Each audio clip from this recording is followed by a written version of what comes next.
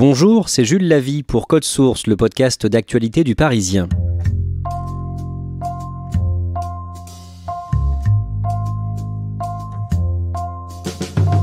Moins d'un maire sur deux va se représenter lors des élections des 15 et 22 mars. C'est ce qu'affirme une enquête d'opinion du Cevipof, le centre de recherche de Sciences Po, réalisée en partenariat avec l'Association des maires de France et dévoilée en novembre. Aux dernières municipales, en 2014, 27% des maires ne s'étaient pas représentés. Pour mieux comprendre ce ras-le-bol, Code Source a choisi de donner la parole longuement à l'un de ces élus qui jette l'écharpe. Témoignage recueilli par Claudia Prolongeau.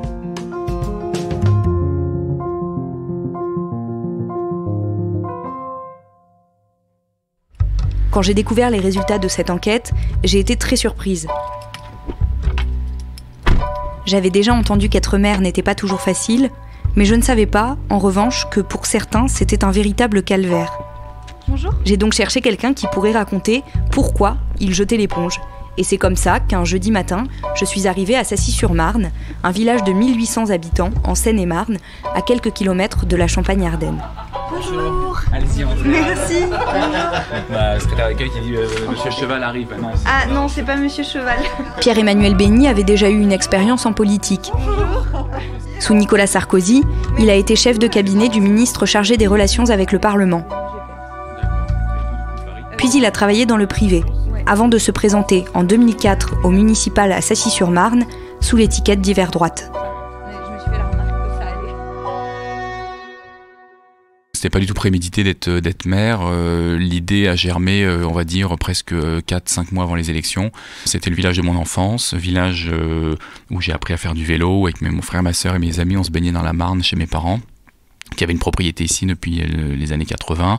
Et en fait, les différentes politiques qui avaient été menées jusqu'à présent ne me convenaient pas, et on arrivait sur un village qui mourait de plus en plus, qui périclitait avec énormément de retard dans les infrastructures. On s'est dit, avec une femme qui habitait à Sassy, donc sa famille était une vieille famille de Sassy, on s'est dit, tentons l'aventure et essayons de conquérir la mairie pour faire avancer les choses et apporter notre pierre à l'édifice. On va tenter notre chance, et puis sur un malentendu, ça pourrait passer. Et c'est passé. À ce moment-là, Sylvie Montambeau, l'adjointe dont parlait Pierre-Emmanuel Bény, entre dans le hall de la mairie et se joint à nous. Sylvie, vous savez qui c'est maintenant ? Je sais qui c'est. Bonjour, enchantée. Claudia Prolongeau, je travaille au Parisien. Parisien, d'accord. Ouais. Membre de l'ancienne équipe municipale, elle était en guerre permanente avec la maire de l'époque.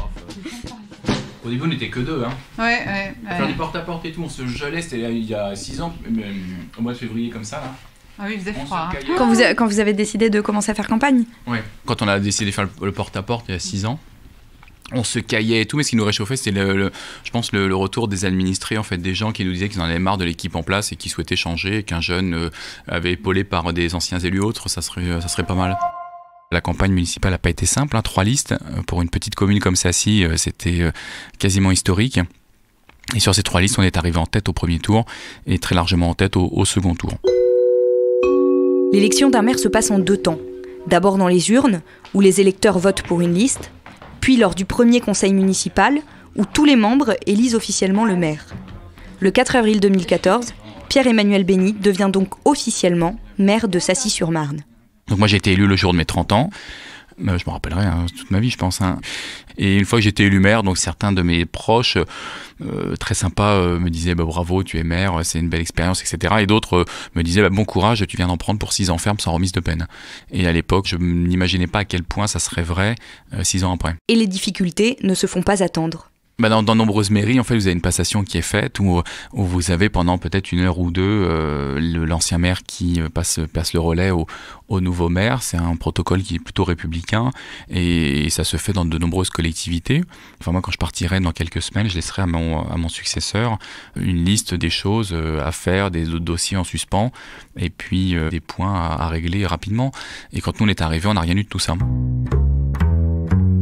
L'ancienne maire qui était là est partie en ne laissant rien. J'ai trouvé mon bureau, il n'y avait rien, il y avait un sous-main et un crayon. Donc finalement, c'est comme si je vous donnais les clés d'une énorme maison avec 19 employés, avec 2000 personnes qui vivent dans votre grande maison et son grand jardin. Ça, si, c'est un jardin de presque 1400 hectares. Et vous devez tout découvrir. Donc découvrir des choses qui sont mais de plus basiques. C'est-à-dire que vous avez l'école maternelle, l'école primaire, on ne sait absolument pas où sont les armoires électriques, où est le système de chauffage, comment on l'allume, comment on le régule, comment on l'éteint. En mairie, les systèmes d'alarme, personne ne nous a donné les codes. Il a fallu qu'on se dépatouille. Enfin, vous voyez, c'était vraiment retrouver des clés, se faire des clés pages générales, etc. Donc il a fallu qu'on reprenne tout de A à Z. Je savais qu'on allait devoir gérer ces différentes problématiques, même ouvrir le cimetière le matin, le fermer le square, la même chose. Mais j'imaginais pas à quel point ça allait être aussi chronophage. Surtout dans les appels qui sont, vous savez, quand vous êtes maire, vous n'avez pas de vacances, pas de week-end, pas de nuit, on vous appelle H24.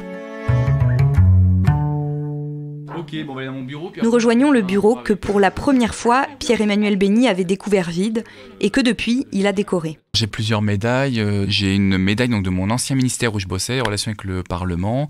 Je dois avoir une médaille des services de police et de police ferroviaire auprès de qui j'ai fait des stages. Après, j'ai un hélico de la gendarmerie, donc un hélicoptère de la gendarmerie. Alors ça, c'est parce que moi, je voulais être pilote d'hélico au départ, gendarmerie. Sauf que quand j'ai passé les tests, ma myopie m'a arrêté net. Donc je suis pilote d'hélicoptère dans le civil, mais en fait, j'avais été voir donc, ces services hélicoptère gendarmerie, donc ils m'avaient laissé en souvenir cet hélico. Pour vous consoler de votre myopie. C'est ça, mais j'avais fait un tour d'hélico aussi avec eux, donc c'est plutôt sympa. Et je vois votre écharpe de mer. Ouais, et l'écharpe de mer qui est derrière moi. Je m'en sers exclusivement pour les cérémonies commémoratives et puis les mariages. Et ça vous émeut quand même de la porter ou pas spécialement ? Du tout. Du tout, parce que j'ai jamais été très attaché à la fonction, et en tout cas, enfin, attaché à la fonction. Je suis pas attaché à l'artefact de la fonction, c'est-à-dire que je me regarde pas dans le miroir tous les matins avec mon écharpe tricolore, quoi. Quelques jours après son élection, Pierre-Emmanuel Bény est déjà confronté à ce qui restera les moments les plus douloureux de son mandat. Vous êtes élu maire du jour au lendemain, donc en l'espace de 24 heures, vous êtes avec un poids de responsabilité sur les épaules immédiats. Et finalement, même pas une semaine après mon accession donc, au poste de maire, une personne qui se fait écraser devant l'école au moment de la sortie des classes. Et vous êtes projeté immédiatement dans l'urgence, c'est-à-dire que vous avez un accident mortel. En plus, cette personne âgée, moi je la connaissais. Donc vous mettez de côté les sentiments, vous n'avez pas le choix, c'est la fonction qui l'exige. Il faut éviter que les badauds prennent des photos, il faut éviter que les gens s'attroupent pour regarder, parce que vous avez toujours cette curiosité un petit peu malsaine, et puis avec les réseaux sociaux, vous avez immédiatement des gens qui prennent des photos ou qui filment. Donc voilà, avec la police municipale, il faut coordonner tout ça, plus les gendarmes qui vous posent 1 milliard de questions, plus les pompiers qui, eux aussi, ont des questions parfois administratives au maire.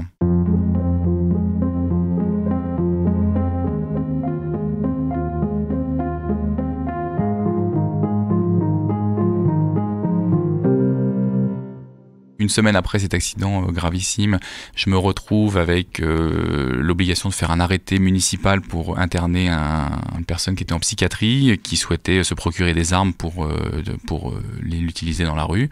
Et vous ajoutez à tout cela la découverte d'une nouvelle mairie, également des finances qui sont pas forcément au beau fixe, et puis des dossiers en pénitence, et voilà, il faut s'en occuper immédiatement. Les budgets des collectivités sont votés généralement mi-avril. Pierre-Emmanuel Bény et son équipe ont donc 2 semaines pour se mettre d'accord sur l'utilisation des finances de la ville. Ils découvrent à cette occasion que l'ancienne équipe a rénové la mairie à grands frais et sans aucune subvention. Nous, on a retrouvé une situation où, en fait, en investissement, il y avait des dépenses qui avaient été faites de manière pas somptuaire, mais quand même assez forte, et on s'est retrouvé la première année avec un déficit de moins de 200 000 €. Donc, il a fallu reprendre tout ça. Aujourd'hui, par exemple, j'ai une situation de la commune où on a presque un excédent budgétaire de 850 000 € pour mes successeurs. Donc, c'est plutôt confortable d'avoir plus d'argent dans les caisses que d'arriver avec un déficit important. Pour Pierre-Emmanuel Bény, la difficulté du travail de maire se résume à 2 choses que les élus nationaux ne connaissent pas. La diversité des problèmes auxquels ils sont confrontés et surtout la réactivité dont ils doivent faire preuve à chaque fois. quand vous êtes maire, vous êtes au quotidien confronté à des questions à résoudre, à des problèmes à résoudre. Hein. Vous savez, quand on vient vous voir en disant « Monsieur le maire, on a un souci parce que, je sais pas, le ruisseau déborde, c'est le nom de nos caves, il faut trouver des solutions. » Quand on vient vous voir, vous avez une femme isolée qui vient vous voir, comme encore on a eu la semaine dernière, qui malheureusement se fait battre par son mari, elle a 4 enfants placés et dans une situation sociale extrêmement compliquée. Il faut trouver des solutions immédiates. On peut pas leur dire, écoutez, repassez nous voir dans un mois et puis on en reparle. Donc en fait, maire, je pense que c'est vraiment l'école du pragmatisme. Vous êtes confronté à des vraies difficultés de terrain. La crise des Gilets jaunes, on dit souvent, nous on l'a vu venir, hein. Vous savez, c'est venu d'un phénomène qui est assez récurrent ici, c'est le prix du diesel, enfin le prix du carburant. Nous, dans les milieux ruraux, on l'a vu immédiatement parce que les gens aujourd'hui n'utilisent pas leur voiture pour aller faire du circuit ou des rallyes, hein. Ils utilisent leur voiture pour emmener les enfants à l'école, pour faire leurs courses, aller bosser. Mais en fait, quand le prix du diesel était de plus en plus élevé, vous avez des gens qui avaient déjà du mal à finir les fins de mois, mais en plus, quand vous devez faire le plein de votre voiture et que ça vous coûte quasiment un tiers de plus sur le budget, derrière, vous avez des mécontentements qui montent. Donc, toutes ces difficultés-là, toutes ces problématiques auxquelles on est confronté, finalement, ça ferait du bien que nos élus un peu nationaux aient été confrontés à ça une fois dans leur vie. Parce que un ministre qui entend parler que l'essence, que le diesel, c'est un exemple parmi tant d'autres, mais qui coûte de plus en plus cher, vous vous dites, mais comment on va apporter... Enfin, là, il faut qu'on apporte une solution. Qu'est-ce qu'on fait? On baisse la TIPP, on baisse les taxes, on baisse la TVA. On apporte une solution immédiate pour ne pas que les gens en pâtissent, quoi. Mais malheureusement, dans une société où vous avez des ministres et un exécutif qui est un petit peu déconnecté des réalités, c'est compliqué de prendre des bonnes décisions, quoi. Vous savez, je dis, quand l'État décide, les maires trinquent sur le terrain. On l'a vu avec la réforme des rythmes scolaires, où l'État décide de sa réforme, je ne juge pas sur le fond, mais vraiment sur la forme, décide que voilà, dans un claquement de doigts, on va réformer complètement le rythme des écoles.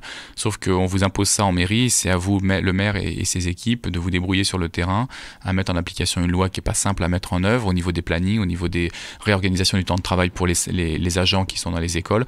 Mais ça, personne ne vient nous aider. C'est-à-dire que, en gros, l'État décide et les maires sur le terrain, vous démerdez, en gros, vous mettez en application ce qu'on vous demande.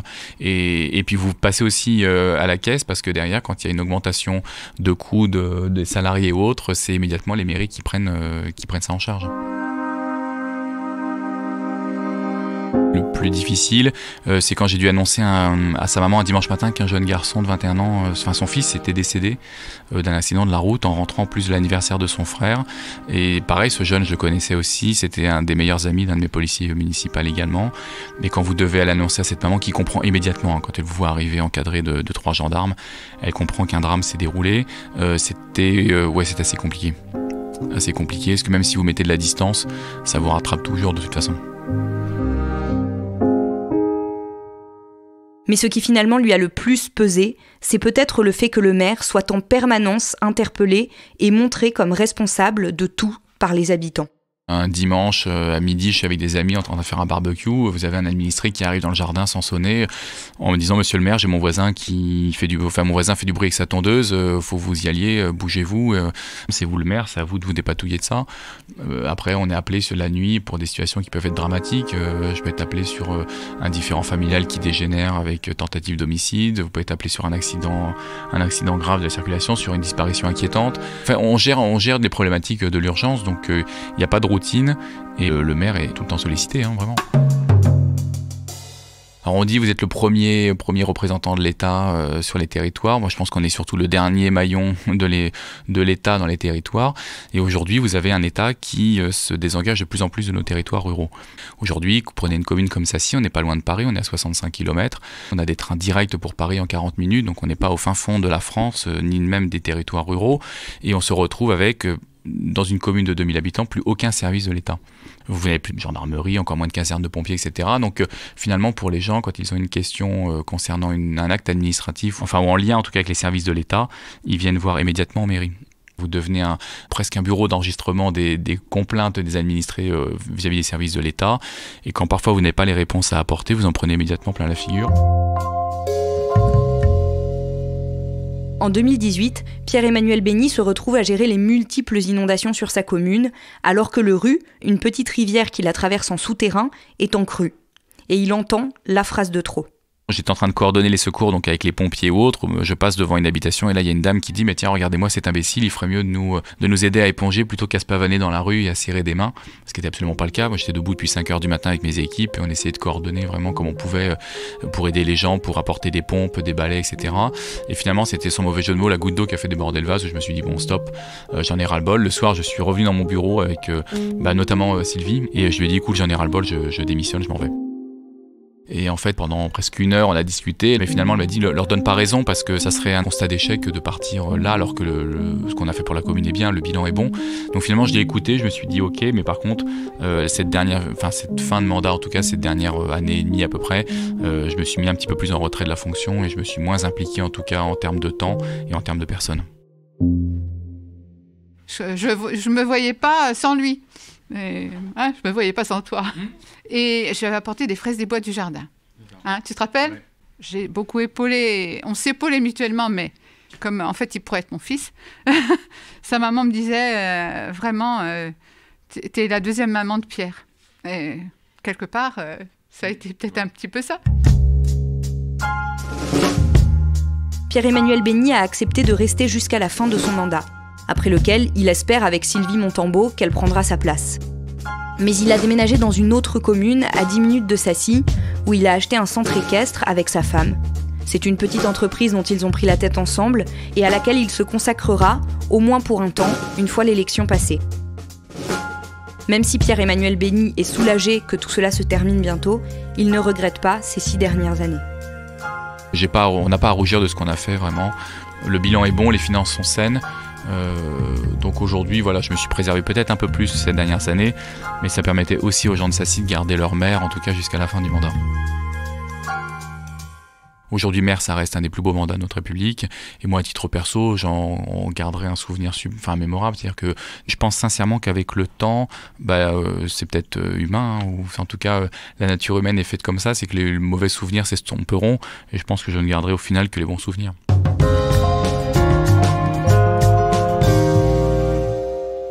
Claudia, on dirait que Pierre-Emmanuel Bény t'a raconté son expérience de maire d'une seule traite, comme s'il avait besoin de vider son sac. Tu l'as ressenti comme ça ? Oui, il avait un peu envie de vider son sac. C'est clair, pour lui, être maire, c'est vraiment insupportable. Et il a envie de raconter pourquoi, parce que il trouve, comme il le dit d'ailleurs très bien, que c'est un très beau mandat et qu'il faut protéger cette fonction. Donc il raconte pourquoi lui, il n'a pas pu continuer. Mais si il s'exprime avec autant de facilité, c'est aussi parce que son histoire, il l'a déjà racontée dans un livre qui s'appelle Crise de maire, qui est sorti au mois de janvier. Et il espère vraiment que ce livre va pouvoir aider chacun à prendre en compte les difficultés auxquelles sont confrontés les maires aujourd'hui et peut-être à faire en sorte qu'elles soient moins nombreuses. Son livre d'ailleurs, il l'a envoyé à Emmanuel Macron et il était assez content quand je l'ai rencontré puisqu'il avait reçu un mot manuscrit du président de la République qu'il remerciait pour l'envoi. Après, c'est pas encore sûr que Emmanuel Macron l'ait lu, ni peut-être même qu'il le lira. Merci Claudia Prolongeau. Code Source est le podcast d'actualité du Parisien, disponible chaque soir du lundi au vendredi. Production Clara Garnier-Amouroux, réalisation Julien Moncouquiol. Si vous aimez Code Source, n'oubliez pas de vous abonner sur votre application de podcast comme Apple Podcast ou Podcast Addict. Vous pouvez aussi nous mettre des petites étoiles et puis n'hésitez pas à nous écrire directement, à nous envoyer vos commentaires, codesource@leparisien.fr.